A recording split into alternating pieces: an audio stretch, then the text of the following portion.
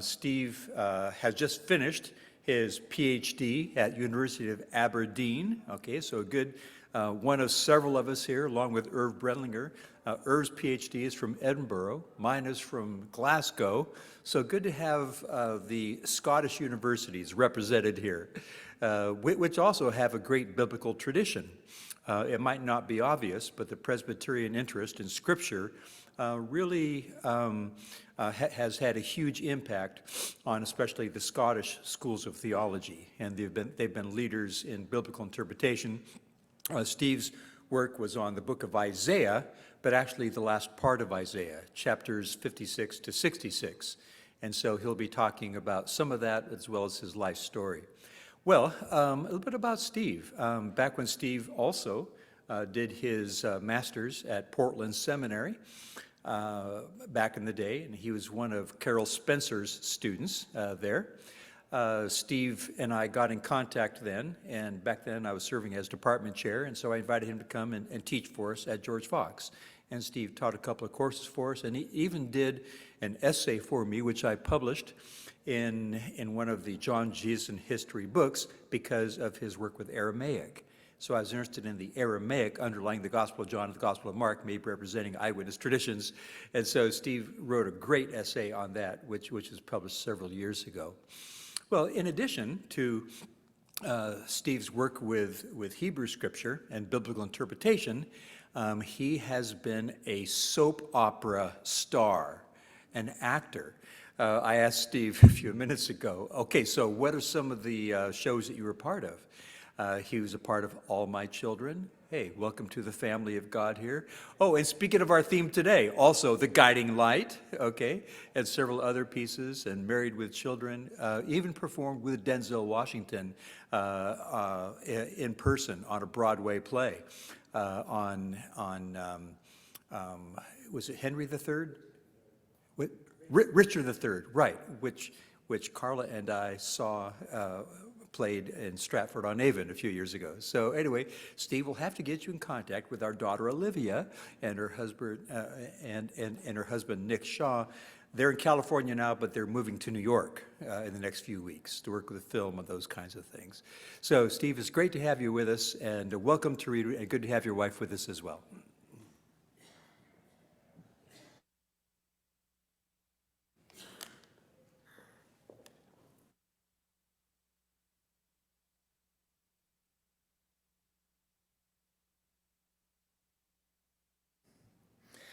Okay, hi, my name is Steve Graham, as Paul just said, and I entitled my talk today, Restoring Relationships, Personalizing Isaiah 56 to 66. So the bulk of my talk today will be about the final 11 chapters of the book of Isaiah, also referred to as Trito-Isaiah or Third Isaiah, and the message I believe that can be gleaned from a synchronic linear reading of the text. That is to say, when reading the final form of Isaiah 56 to 66, as it has been preserved in the Masoretic text and is reflected in our English Bibles, and reading each chapter in order from 56 to 57 to 58, all the way to chapter 66. So I was going to kind of introduce myself, but Paul has done that. You know a little bit about me in that respect. I got my first master's degree from George Fox back in 2003, and let me see, what else did I say? When I was an actor, I'll just say I was living in New York first. I lived there for several years doing, as Paul mentioned, soaps and a lot of theater and some sitcoms. And then after that, I moved to California to continue that work for a while. But when I was in Los Angeles, I started really getting interested in studying the Bible. And I spent way more time studying the Bible than going to auditions. I would spend 10 to 15 hours a day, every day, 7 days a week for several years, reading and studying the Bible. I mean, that's all I did. I'd go to sleep, wake up, get a cup of coffee, and study some more. My friends used to ask me if I had ever gone to seminary, and at that point I said no, but I've been to the University of the Holy Spirit. And our classes last between 3 to 6 hours a day, sometimes, or 3 to 6 hours every day, and sometimes they go on for a lot longer. So that was kind of my thing in California before moving back to Oregon, where I'm from originally, and pursuing my master's degree, which I got in Old Testament studies at George Fox. And then in the summer of 2004, I went to Israel to study Hebrew and to work as an intern in the Orion Center for the study of the Dead Sea Scrolls in Jerusalem. So I did that. It was attached to the campus of the Hebrew University, where I was doing an OPON in Hebrew. And then in 2007, I earned a second master's degree in Jewish studies from the University of Oxford, Christ Church. I then worked for a couple of years as an adjunct teaching Bible at George Fox, and then in December of 2010, I was accepted at the University of Aberdeen in Scotland under the supervision of the prominent scholar of Isaiah, Professor Elena Sophia T. Meyer. In January of this year, January of 2023, I earned my PhD in divinity from Aberdeen, and my dissertation was entitled A Synchronic Linear Reading of Isaiah 56 to 66 in its final form, The Building of the Lord's Holy Family. And the key to me is that, the building of the Lord's Holy Family. For me, my work as an academic is inseparable from my personal life. To that end, I will interweave my own journey over the course of my 12-year PhD endeavor and explain perhaps why it took so long, with the message of kindness towards others found within Trito-Isaiah when read synchronically and linearly. See, I think studying the Bible, whether by yourself, at home, in a local Bible study, or as a matter of course when pursuing an academic degree, one must personalize the text. That is to say, in my estimation, one ought to ask the question, first and foremost, am I living the text? I think the Bible is written to correct my behavior, not so I can correct the behavior of others. I have often challenged myself with the following scenario. What if everything that makes me me was removed?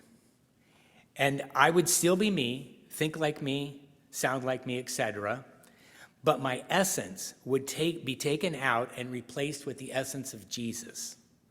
Then I'd go to work. Would anyone notice a difference? Would anyone say, what happened to you today, Steve? You're nicer, you're kinder, you're more helpful, you're more considerate. The degree to which it's noticed that there is a difference is the degree to which I am not like Jesus. And how not like Jesus can I be and still claim to be a follower of his? So the Bible, in my estimation, is a book written to change me to become more Christ-like, more loving, more helpful, and more considerate. For me, the Bible is not a book that I use to judge the behavior of others. We are, of course, to hold one another accountable, but not before removing the log that is in our own eye. And I find that log sometimes quite resilient. So, in order to ground my talk today, I would like to offer a brief overview of the history of Trito-Isaiah research to give you an understanding of how I fit into that research.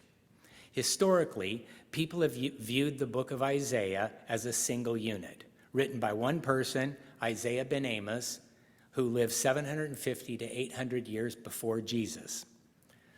This view was widely held until the late 1700s when scholars began discussing the three separate superscriptions in Isaiah found in verses 1:1, 2:1, and 13:1, identifying Isaiah as the author, which, when examined more closely, seems to assign only various portions of the book of Isaiah to Isaiah ben Amos. Also recognized by these scholars were the observable differences between chapters 1 to 31, which focus a lot on judgment, and chapters 40 to 66, which focus a lot on comfort. So through the rest of the 1700s and into the early 1800s, scholars began proposing a second author of the book of Isaiah, one that was responsible for chapters 40 to 66. In the early 1820s, this author was named Pseudo-Isaiah, and was later identified as Second or Deutero-Isaiah. By the end of the 1800s, a third Isaiah author responsible for writing chapters 56 to 66 was proposed. The final 11 chapters of Isaiah seemed to these scholars to be more brutal, with passages such as Isaiah 63, 1 to 6, and was overall thought to be less cohesive than chapters 40 to 55, which are considered to be written to the exilic community and are comforting and cohesive.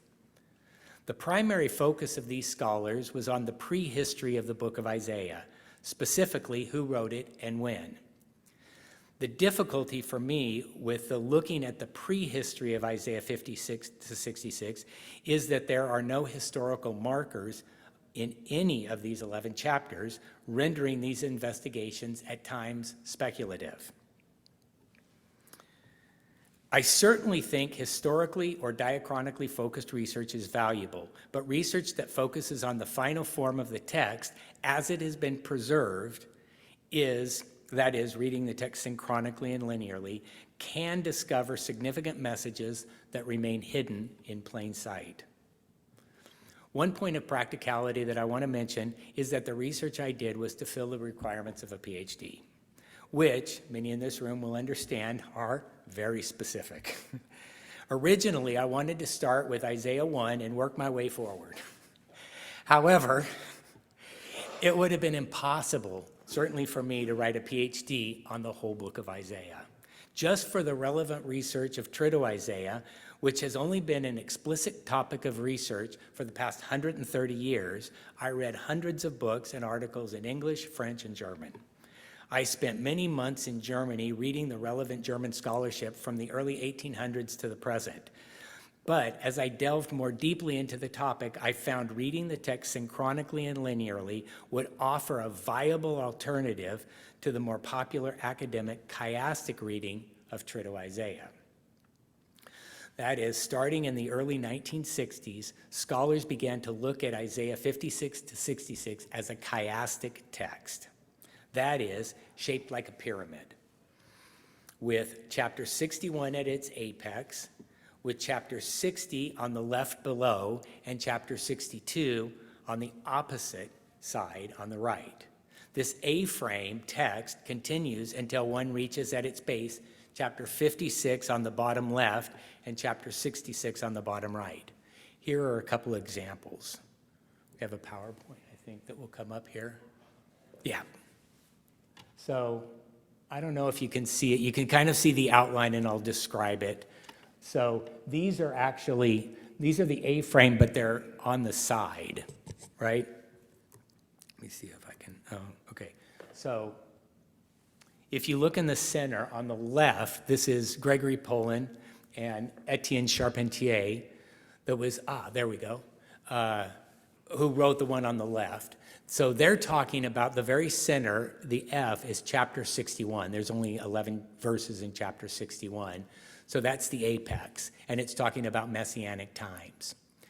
Now, if you look over to the right, this is John Oswald's work, and he sees chapters 60 to 62 as encompassing an eschatological hope. So they're very similar, but where Charpentier only uses one chapter, Oswald uses 3.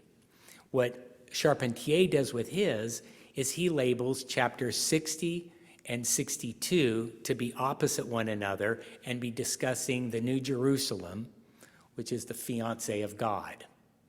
Now, when you look at actually read chapter 60, it's not discussing the fiancé of God. Jerusalem is the fiancé of God. It's discussing Jerusalem as a city that needs to be restored, and also as a mother who's lost her children who are now getting brought back home. If you look at chapter 62, that's actually talking about the bride of God. So you can see where he's getting some of this, but then the details get a little fuzzy when you start to drill down. If you go up one level, it looks like it's number D or letter D on Charpentier. He talks about chapter 59, 15 to 20 as being divine vengeance. And its counterpart is down below in chapter 63, 1 to 6. and this is typically considered to be divine vengeance. On the right, John Oswald, he sees in letter C, divine warrior, but he labels these verses 59:15b to 21. Now this is interesting. If you go back to Charpentier and Polans, they only go to verse 20, and they leave it out in the structuring, which is, I think, a big mistake. But when you look at the text, the actual text, chapter 59, look at verses 20 and 21. These talk about the Redeemer coming to Judah, to those who have repented of transgression. And verse 21 talks about the covenant that these people will receive. And in my thesis, I argue that that covenant is also the covenant of Abraham, which was established in Genesis, back in Genesis 18:19. And so these verses are extraordinarily important, and restoring people, redeeming people who have given up transgressions and receiving the covenant is not, to me, should not be under the category of divine vengeance or a divine warrior. But that's the way I see it. Anyway, there's so much more I could talk about with the chiastic structuring. In many ways, my thesis was an alternative to that. So much more could be said, but with the time constraints, I just wanted to give you a glimpse into the conversation that's taking place in Trito-Isaian scholarship currently. What I want to communicate at this point is the disagreement over the details of the chiastic structure between the scholars who agree with chiastic structure, in this case, Charpentier and Oswald, indicates that the agreement of a chiastic structure of Trito-Isaiah is only in a general pattern. The various attempts to identify a precise chiastic structure, in my estimation, makes it difficult to recognize potentially significant nuances and details inherent in the text, which a linear reading draws out. So for this reason, I believe there's an alternative way of looking at these 11 chapters, namely to read the text as it is found in the Bible, starting with chapter 56 and reading straight through to chapter 66, which is, I would argue, probably the way most of us do read the text. Ultimately, I argue these final 11 chapters are an integral part of the book of Isaiah as a whole, but reading these texts as a unit offers a clear message that has thus far been overlooked by most historical approaches to the text. The message I argue for in my dissertation is, the Lord is building his holy family. Those who do what delights him are blessed and become part of it, and those who do not do what delight him are cursed and do not become part of it. This message makes further sense when one gives weight to the realization that Isaiah in Hebrew means the salvation of the Lord. So what I find the book of Isaiah to be about, more importantly than who wrote it, is it's about the Lord's salvation and who will be saved, namely those members of his holy family, those who do what delights him. So let me offer a brief outline of Isaiah 56 to 66. I won't read all the passages I mentioned for the sake of time, but I will give their addresses so you can look them up later if interested. Simply put, I argue chapter 56 is the introduction to chapters 57 to 66, and it is divided into 3 sections. First, chapter 56, verses 1 and 2, are considered the hermeneutical introduction to the whole of Trito-Isaiah. Hermeneutics is simply the art of interpretation. So it gives us an insight on how these texts ought to be looked at. To give you an understanding of what this means, let me read these verses just to start the conversation. So Isaiah 56, 1 to 2 reads, "Thus says the Lord, observe justice and do righteousness, for near is my salvation to come and my righteousness to be revealed. Blessed is the one who does this, and the Son of Man who seizes this, the one keeping Sabbath from profanation, and the one keeping his hand from doing any evil." This focus on righteous behavior sets the focus for the rest of Trito-Isaiah. The one whom the Lord will bless is the one who observes justice and does righteousness. Isaiah 57 to 66 then unpack what that means. Isaiah 56, 3-9 describe those whom the Lord will bless, that is, save, namely, the Lord will save the members of his holy family, those who do what delights him, which can be seen in verse 4, 56:4. Verses 10-12 describe those whom the Lord considers to be wicked. Ultimately, these are the ones who remain in the dysfunctional family, which can be seen in Isaiah 57, 3-13a. So, what is important to understand from this opening chapter in Isaiah is the criticalness of behaving justly and righteously. These texts find its roots in the call of Abraham in Genesis 18:19.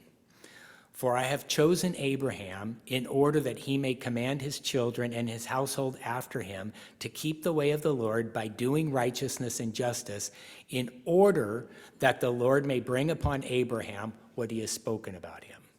So it's a condition that him and his children behave in a particular way, which I believe is picked up then in Isaiah, intro to Isaiah. So this is the Lord bestowing his blessings on Abraham and his children is predicated on their behaving justly and righteously. True Isaiah follows up on these covenantal blessings and can be seen specifically in Isaiah 59, 20, and 21, as I mentioned earlier. The ones whom the Lord redeems are the ones who turn from transgressions. These are also the ones who receive the Lord's covenantal blessings. This is my own opinion, but I think the conversation surrounding works righteousness that I hear a lot does a disservice to the Christian community. That is, the insistence that we do not get to heaven by righteous works. I certainly agree that righteous works do not get one into heaven, but getting into heaven is strictly by the grace of God. But the conversation seems, in my estimation, to ignore that there are only two types of behavior that are the focus of the Bible: righteous behavior and unrighteous behavior. And we certainly don't get to heaven by unrighteous behavior, correct? So, true to Isaiah identifies these two types of behavior, righteous and unrighteous, as one, that which delights the Lord in Isaiah 56:4, and behavior that does not delight the Lord, Isaiah 66:4. Those who do the first are blessed, seen in Isaiah 56, 3-9, and those who do the second are cursed, seen in 56, 10-12. This is reinforced and reiterated throughout Isaiah 56-66, culminating in the final verses of chapter 66.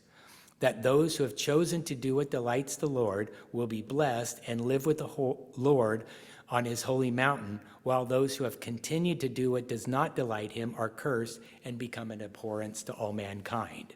That's verse 66:24.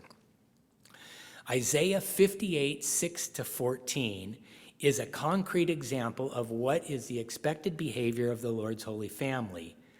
That is, namely, stop speaking wickedness, care for the afflicted, the houseless, the naked, and the poor. To do these acts of kindness, one's light will break forth, one's bones will be reinvigorated, and one's soul will be renewed.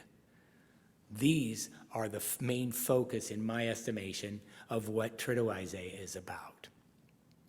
Isaiah 57, 16-19 is a concrete example of what the Lord does for his people. I would argue it is a great template for us to follow in our own lives. I'll read it here. For I will not contend forever, neither will I always be angry. For the spirit would grow faint within me, and the breath of those whom I have made. Because of the iniquity of his unjust gain, I, the Lord, was angry, and I struck him. I hid my face and was angry. But he went on turning in his own ways, the ways of his heart. I have seen his ways, but I will heal him. I will lead him and restore comfort to him. Breaks me up sometimes. And to his mourners, creating praise of the lips. Peace, peace to him who is far and to him who is near, says the Lord, and I will heal him. I mentioned earlier that my work as an academic is inseparable from my personal life. After being in Scotland for 3 years, I chose to return home to help my parents, who were older and facing some really difficult life decisions and circumstances. People have often asked me why I didn't stay in Aberdeen and finish my PhD rather than return home and take on the responsibility of caring for my parents. My answer has always been, if God wants me to finish, He will help me to do so, which He did. It just took me 12 years. However, because I was doing my dissertation on the book of Isaiah, I couldn't very well teach about the kindness of the Lord and not live the principles I was learning, specifically to care for those in need. So in 2014, I returned to the States.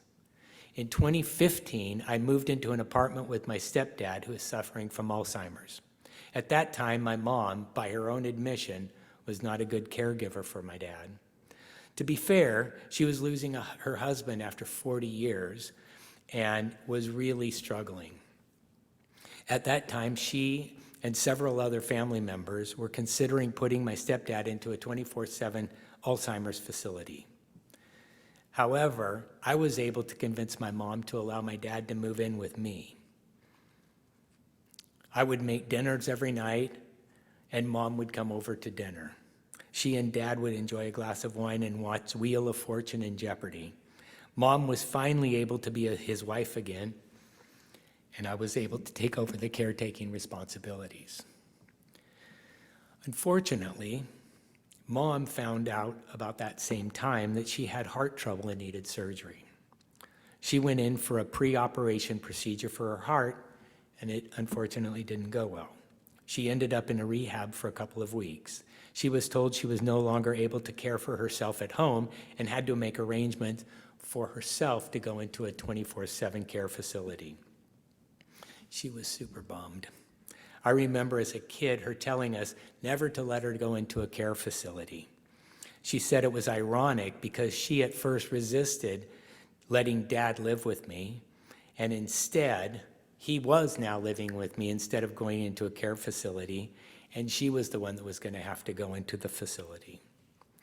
And I said, Mom, if you let Dad and I move back home, I'd be happy to do so and take care of both of you.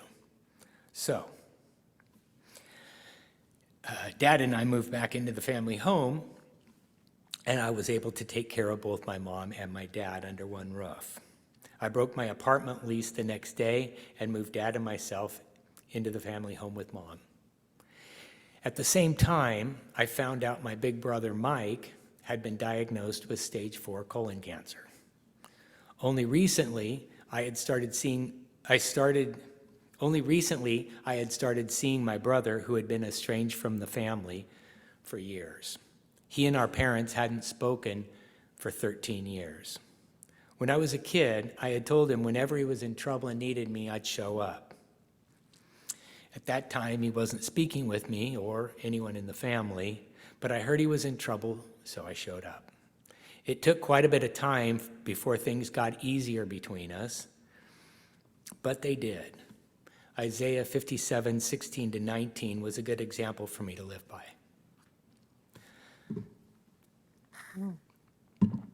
We used to talk about the Bible a lot, and he would ask me tons of questions about the Bible and my thoughts on God. Mike had, over the years, fallen away from God, but these conversations really helped him to reinvigorate his relationship with God and with the Bible. Then one day, he stopped asking me questions and started telling me all the stuff he was learning in his private Bible studies. My brother was a great guy, but for a lot of years, he had been pretty angry and got mixed up in a lot of crazy stuff. And then one day, after he started really digging into his Bible, during one of our visits, I asked him what was different. He seemed happier. He said, I just decided to stop being angry. He said he was tired of being angry. He had been angry his whole life. He was facing some pretty rough waters, but he would giggle and say, I have no idea why I'm happy, but I am. And he was. He had some ups and down days, but mostly he was really content and peaceful. It was amazing to be around him. Sadly, turning back to my stepdad, He passed away in January of 2016. My brother passed away in June of that year on a Sunday. The previous Thursday, when I was leaving one of our visits, he said, "Hey, Steve, tomorrow when you come, bring Mom with you." I think telling my mom that news was one of the happiest days of my life. Mom was pretty broken up that she couldn't see her son, as any parent would imagine.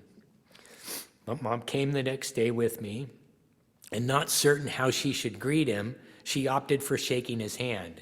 It had been 13 years since they had last seen each other. It was pretty awkward, so I suggested a Bible study, which is what Mike and I did throughout most of our visits. Mike looked relieved, and we carried on with the Bible study. It was cool because Mom could also be part of the study. When we left that day, Mom showed up. Mom stood up, reached out her hand to shake his, but Mike sat up instead, extended both arms towards her, and they hugged. And Mike told her twice that he loved her. It was definitely a hallmark moment.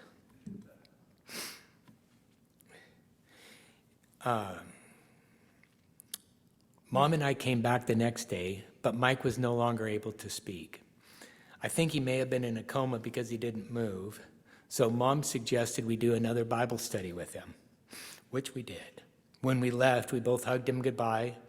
I gave him a kiss on the forehead, and that, unfortunately, was the last time we saw him. He passed away later that night, but at peace. In October of that same year, Mom passed away. All these deaths were certainly difficult, but each one came with blessing. I'll just say a quick side note. When my dad was in the hospital, he was on a wing where they said he probably wouldn't leave, but one day he just he made a comment that, boy, I'd sure like to hear some good classical music.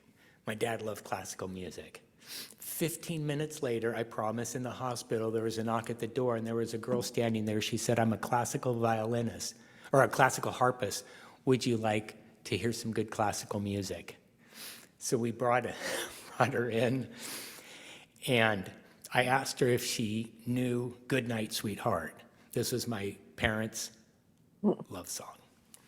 And she did, so she started playing it and singing it. And my dad then, it's hard to get through, I guess. My dad started singing it, looked at my mom and just started singing it to her. And she started singing back. And then the girl that was playing stopped singing and let them sing to each other, and she just carried on playing. It was a beautiful moment. Oh, my. And then a couple days later, Mom came. I was staying at the hospital with my dad, and then I told her on Thursday I thought she should probably come in, and she did. I made up her bed for her. And then at 11 o'clock, I looked over at my dad, and something looked pretty different. And I was like, "Mom, stand up." And she had been a nurse her whole life. So she got up and immediately started feeling his pulse. And I put my head on his chest and hugged him and told him all the things that he had taught me. And then my mom heard his last heartbeat. And I said there was nobody else that he would rather have given his last heartbeat to. It was pretty cool. And then, and then with my brother, unfortunately, we weren't there with him, but he was with some friends. So he wasn't alone. And then when my mom passed away, she was in the hospital, and I think she just wanted to be with her family. She said she was tired and wanted to go see my stepdad again and her parents and all that. So she sat in her room the final day of her life on earth, and she was God blessing everybody in the room.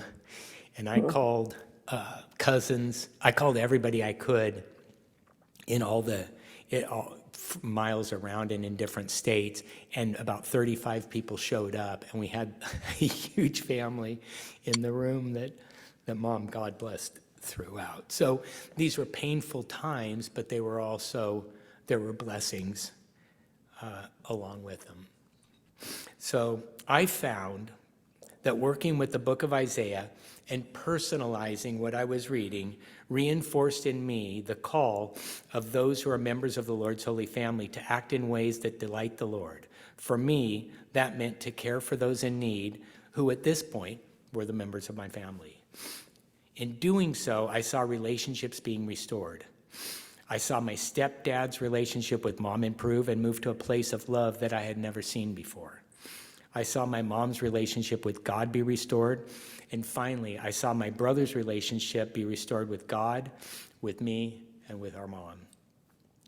Reading and personalizing the Bible and doing what delights the Lord can help you also build or restore your own relationships with God, as well as your relationships with members of your own families, your friends, and your fellow humans. With that, I'll close, and I'm open to any questions that you So may Sean, have. I'm sure, is identifying with that.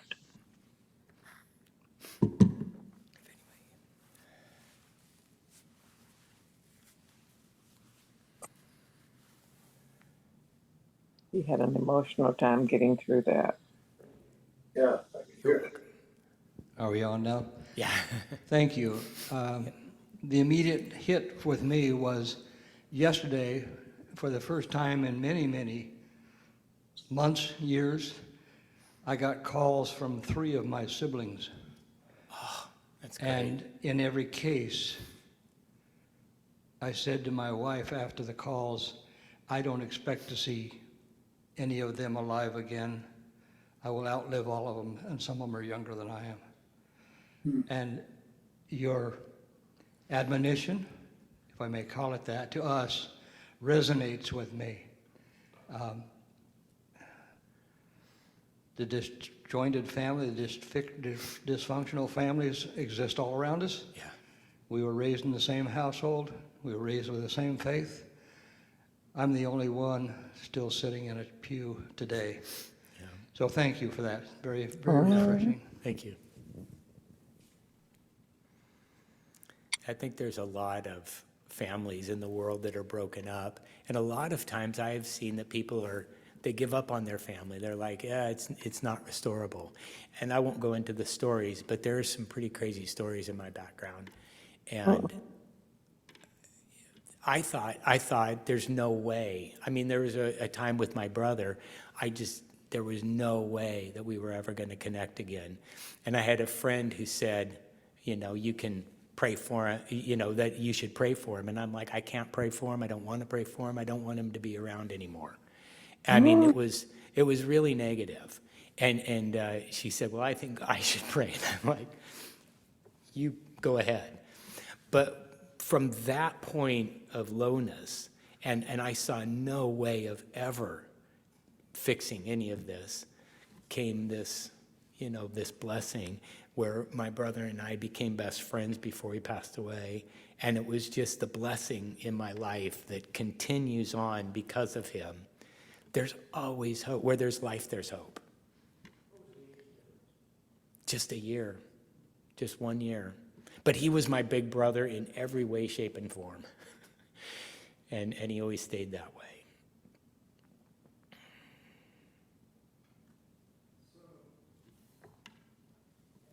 Is it on? Okay. So your future ministry, is it going to be in teaching? Is it going to be in the psychology department? Is it going to be in counseling? What's it going to be in? What do you see your future? That's a great question. I would like to teach. I've always liked to teach, whether it's in a classroom or lecturing, talking.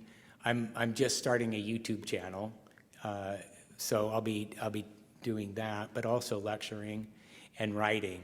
So right now I'm currently pursuing the publication of my thesis, and I have a few other articles out there. So it's just a matter of starting to knock on doors, and now that I'm done with the work, I just want to be used in whatever way, God sees fit. So I kind of do that. I'm just sort of trusting God and moving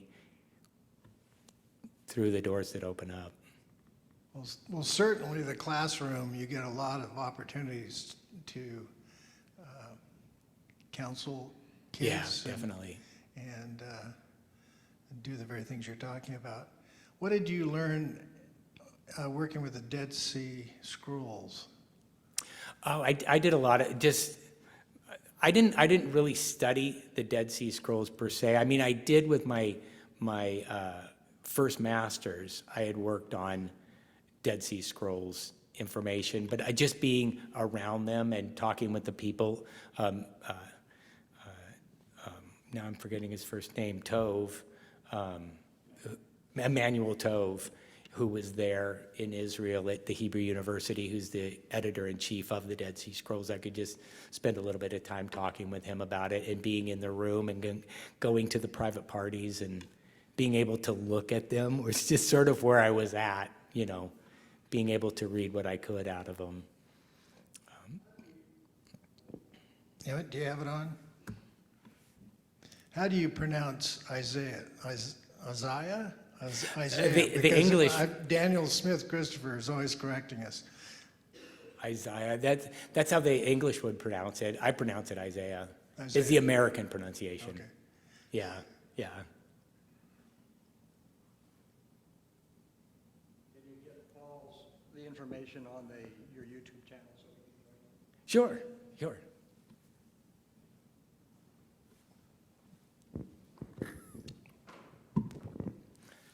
I lived in Israel for 5 years, spent half my time in Gaza. Did you go up Wadi Qumran all the way to the top?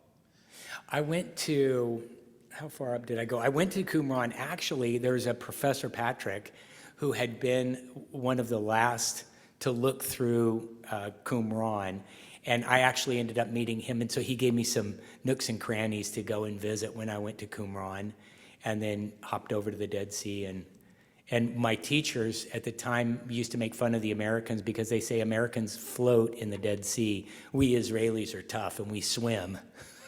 So when I got to the Dead Sea, I swam. That's interesting.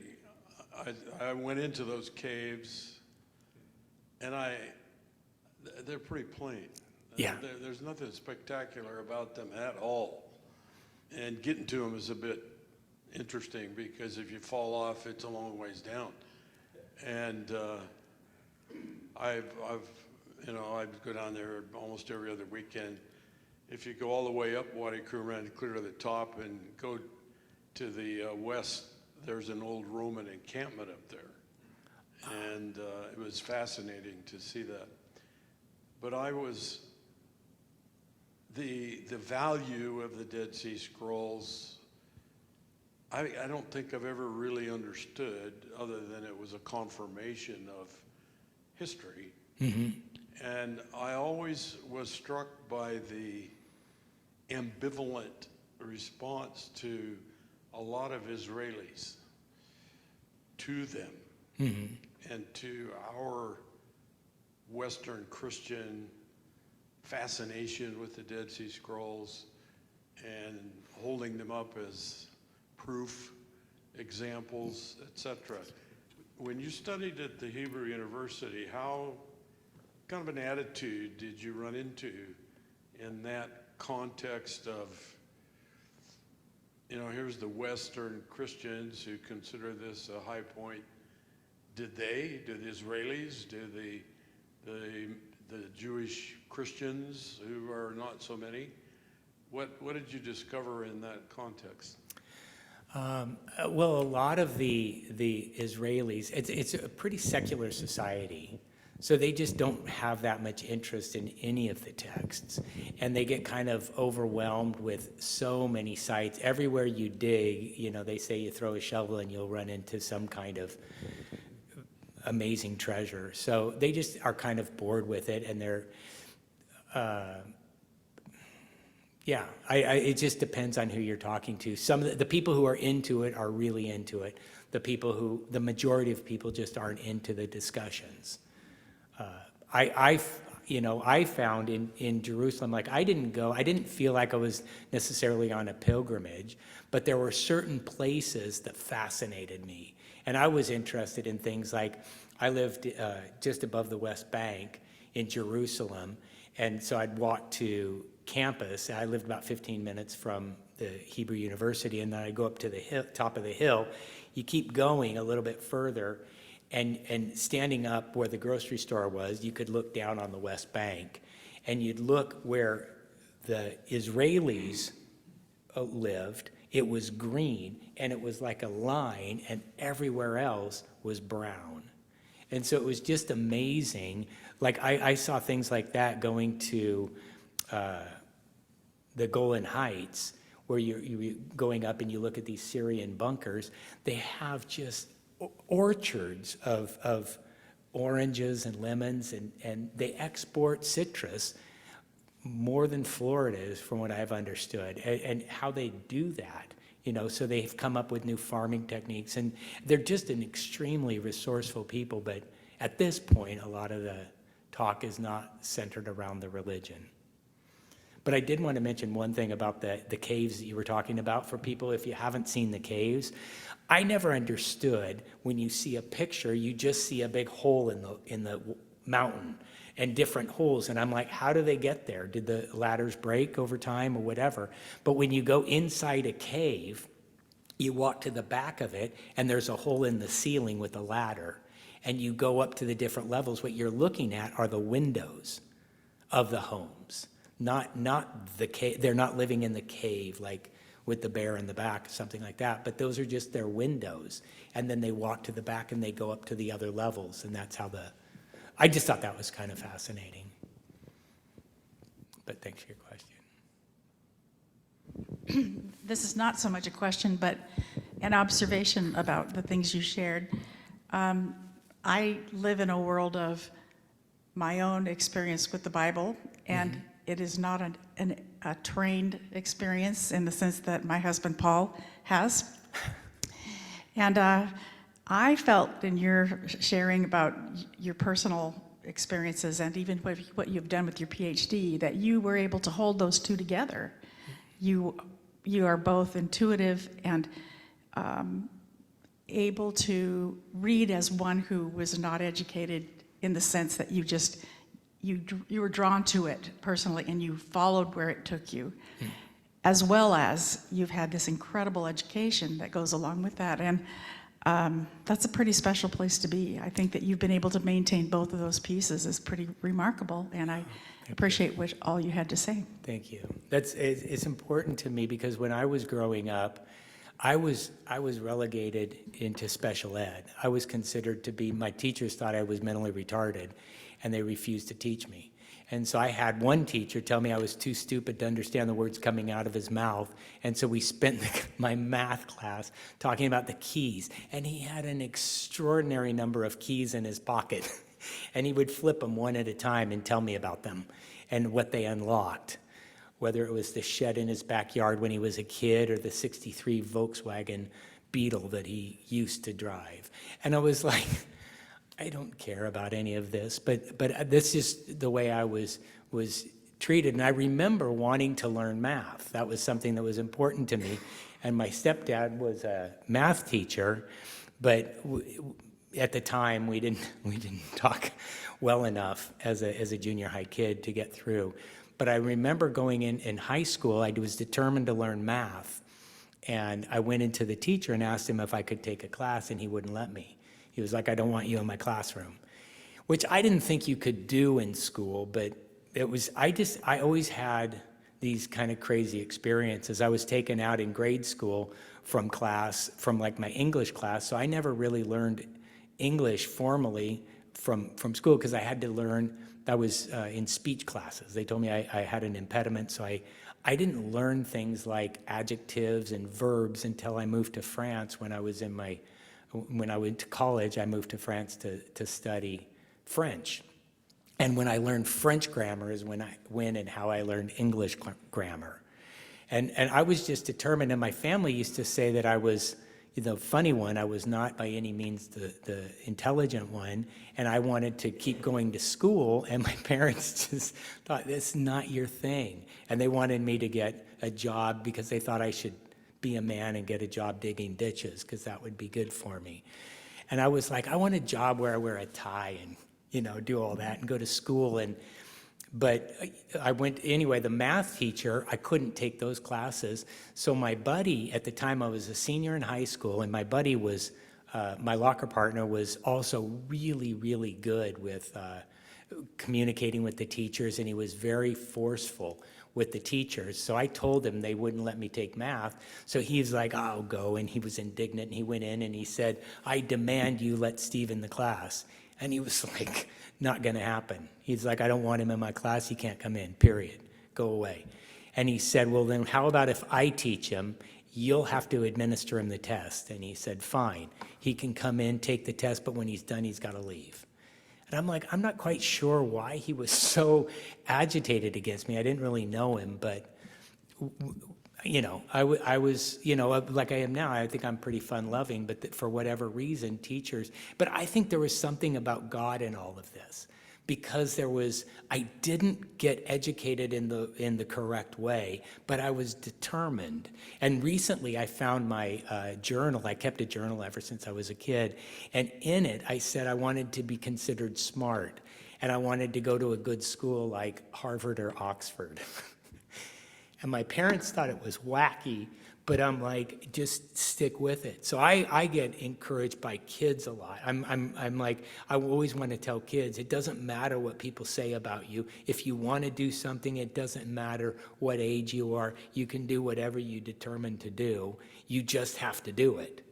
And you never know, and I'll tell one more story and then I'll quit. But when I was in sixth grade, we had this basketball competition, and we were shooting free throws.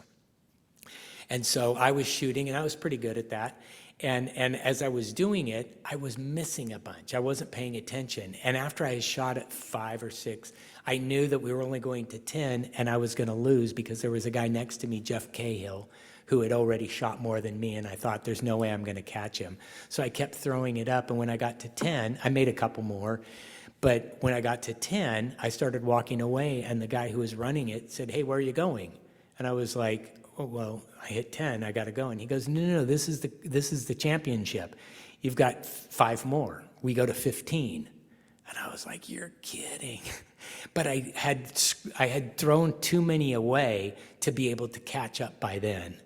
And it became in my mind what I call the Cahill principle. You never know when the end comes. So if you want something, go after it. And where there's life, there's hope. So just try. And you never know.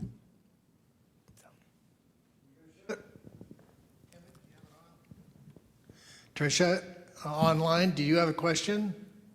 Comment? You had your hand up. You had your cast up, I should say. Oh, okay. Get the circulation going. Yeah. Well, I have a question maybe you can't answer. What's the pH of the Dead Sea? The pH of the Dead Sea. I have no idea. It's about 12. 12, okay.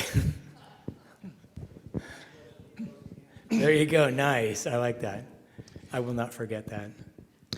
Thanks, Steve. I'm just really impressed how God has been at work in your life, both in your academic interests, but also in your family situation, and just, being responsive to God's leadings.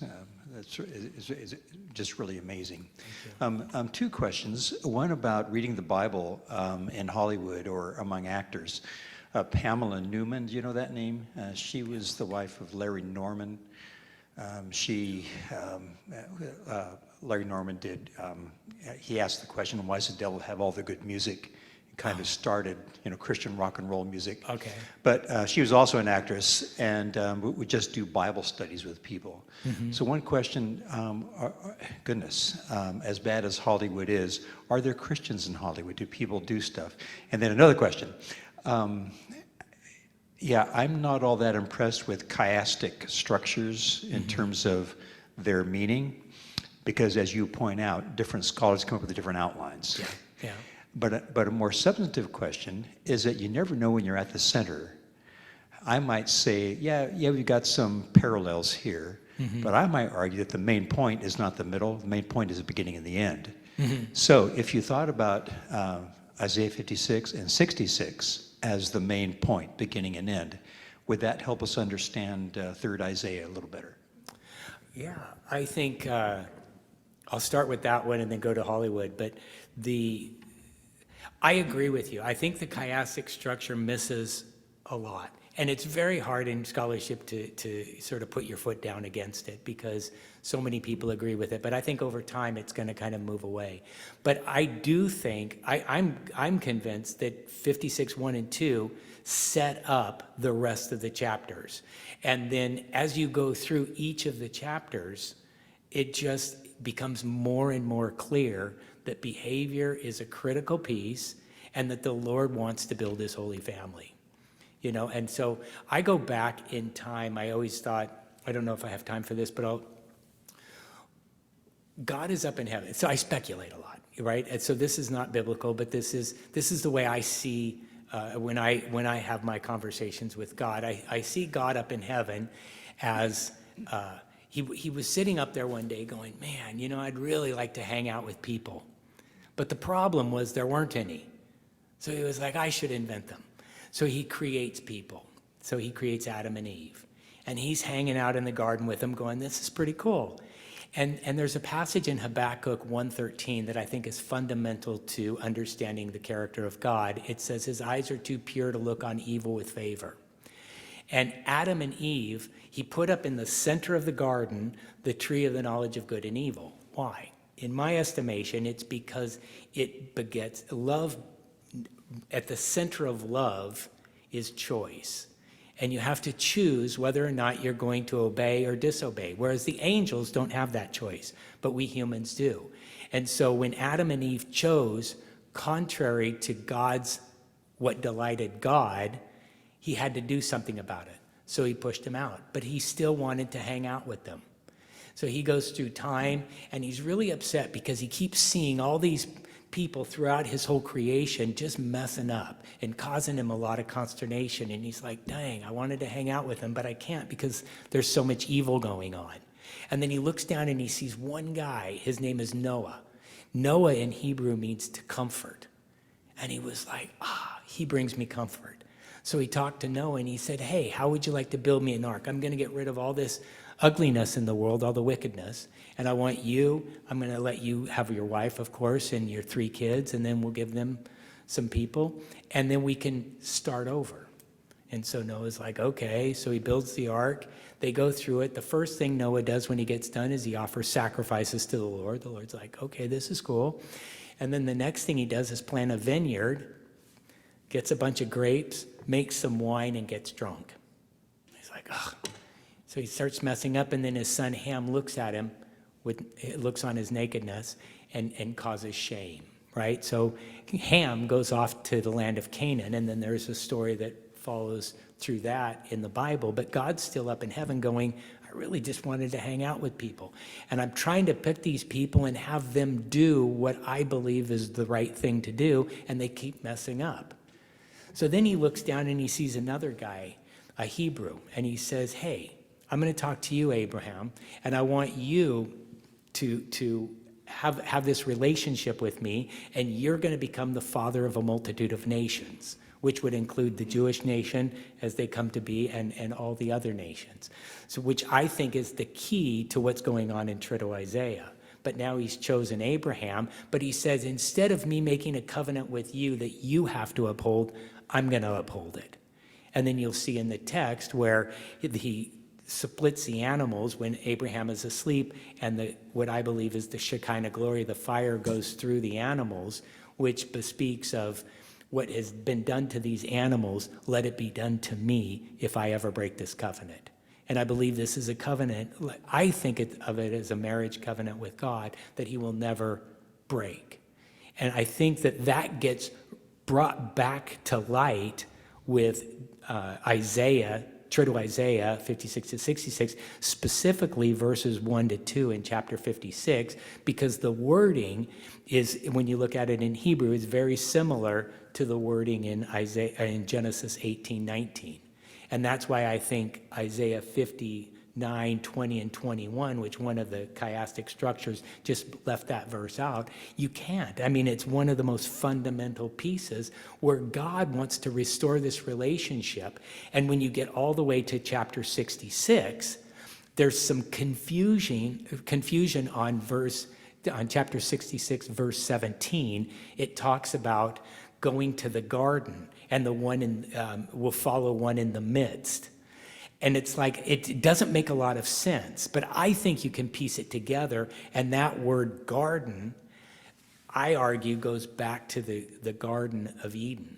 And God is restoring the garden. And it's about restoration. It's not about resurrection in that sense for us to go somewhere. He's restoring what was already there, which is his planet with his people where they can all live in harmony, which is why behavior is a critical piece of God's economy, that we have to do what God wants us to do, not because of the reward, but the reward follows. Observe justice and do righteousness, for near is my salvation to come and my righteousness to be revealed. Blessed is the one who does this. This is how we end up with God. He's coming, and we want to be a part of the salvation. And the salvation is not that I get to go get a mansion in heaven. It's that I get to be with God. I get to be, with him, to behave in a way that brings delight to him. This is what I think it's about. And doing, in one sense, what Noah was doing is bringing comfort to God and fulfilling God's desire. And I think too often in Christendom, if you go to the bookstore, you'll read all the books about the book of Revelation and that we want to get to heaven. Well, if you think about it, Jesus was in heaven and he turned his back on it and came to the earth. So when we all spend our lives looking at heaven, we're going the opposite direction of what Jesus did. He came to the earth to take care of the people on the earth, because he loved the earth. God so loved the world that he gave his only begotten son, that whoever believes in him would not perish but have eternal life, right? And then you go on with that text, but that's what it's about, I think. It's about God getting what he wants, not me getting what I want. But I find him getting what he wants brings peace to me, which surpasses all understanding. I don't know why these things make me peaceful, but they do. And as we close, do you want to make that second comment on people doing Bible studies? Yeah, I forgot about Hollywood. Yeah, Hollywood, there are an awful lot of people in Hollywood. I always felt a little bad when I'd hear people just slam Hollywood as being this, awful place. There was so many times, I remember working on all my, Married with Children. I did an episode. I spent more time talking about God to the people, the cast and crew of Married with Children, than I did oftentimes in church. My thought is always, everybody wants to talk about God. The only question is, why don't they want to talk about God with you? So I found an awful lot. I was part of a Christian acting group in California, and so I spent a lot of time doing that. But just as I went through life, I remember in one of my classes, we were talking about who should be the leaders in the church, and I'm like, and I'm like, who cares? I mean, I go to Starbucks, and there's people that want to talk about God. I remember a little 15-year-old girl who looked like she was 30, and her whole goal in life was to do all kinds of crazy things, and one of the things was to tattoo her body from the top of her head to the bottom of her foot. And she just wanted, that was her goal at 15. And I thought, well, you can do it, it will cost a lot, but I'm not sure that's going to bring you a lot of happiness. But I could spend time talking to this girl about stop trying to go on dates with older men and start looking at what you are and who you can be. And it just, I think these kinds of things are important. But I saw all kinds of people in Hollywood, and there's a lot of crazy, in Hollywood too. But in order to find a single ounce of gold, you have to move tons and tons of dirt. But if you're looking for gold, you'll find it. Well, thanks a lot, Steve. Great having you with us. Thanks for having me. Thank you. All right, cheers.